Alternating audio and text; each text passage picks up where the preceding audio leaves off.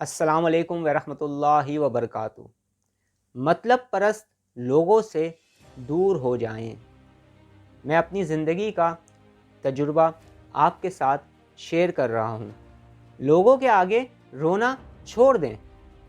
مت سنائیں ان مطلب پرست لوگوں کو اپنے غم کی داستان۔ خاموش رہا کریں ایسے مطلب پرست لوگوں کے سامنے جو آپ کی بے بسی پر صرف اور صرف ہنسنا جانتے ہیں۔ یقین کریں، جو آپ سے محبت کرتا ہے، جو آپ سے پیار کرتا ہے، جو خلوص کے ساتھ آپ سے ملتا ہے، وہ کبھی بھی آپ کو دکھ میں اکیلا نہیں چھوڑے گا، کبھی بھی آپ کو اکیلے رونے نہیں دے گا۔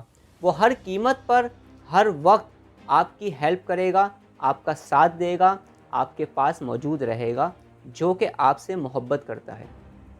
اور یہ جو مطلب پرست لوگ ہوتے ہیں نا، جو وقتی طور پر کسی مطلب کے لیے تمہارے ساتھ ہوتے ہیں، یہ برے وقت میں تم پر ہنسیں گے، یہ برے وقت میں تمہیں موٹیویٹ نہیں کریں گے بلکہ ڈی موٹیویٹ کریں گے، اور ایسے ایسے مشورے دیں گے جن مشوروں پر چل کر تمہیں صرف نقصان ہی ہوگا۔ آپ کا ساتھ ان مطلب پرست لوگوں نے دینا نہیں ہے، لیکن یہ ایک احسان کریں گے، انتہائی گھٹیا قسم کے مشورے آپ کو دیں گے اور پھر بعد میں یہ کہیں گے کہ بھئی ہم نے تمہیں مشورہ دیا تو تھا، تم نے خود ہی عمل نہیں کیا۔ جبکہ اگر آپ ان مشوروں پہ عمل بھی کر لیتے تو بھی آپ کو کوئی فائدہ ہونے والا نہیں تھا۔ اگر مشورہ کرنا ہے تو کسی عقل مند انسان سے کرو، اگر مشورہ کرنا ہے تو کسی ایسے انسان سے کرو کہ جس ٹاپک پر یا جس مسئلے میں تم الجھے ہوئے ہو، اس مسئلے کے معاملات وہ جانتا ہو، تاکہ وہ تمہیں اچھا مشورہ دے سکے۔ پرخلوص لوگوں سے مشورہ کیا کرو۔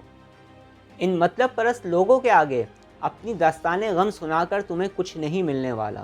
بس ایک کام کرو، جب دل غم سے بھر جائے، جب ہر طرف سے راستے بند ہونا شروع ہو جائیں، ہر جگہ پر مشکلات کے پہاڑ کھڑے ہو جائیں، تو اس وقت اور ویسے بھی اچھے حالات میں بھی اور برے حالات میں بھی اپنے سارے غم، اپنے ساری خوشیاں اپنے رب کے آگے پیش کیا کریں۔ بس اللہ رب العزت کے حضور اپنے غم، اپنی پریشانیاں اور اپنا رونا رویا کرو۔ اللہ کے آگے رونا شروع کر دو، اللہ سے مدد مانگنا شروع کر دو۔ اللہ پاک ہی مشکلات کو آسان کرتے ہیں۔ بے شک اللہ ہر چیز پر قادر ہے۔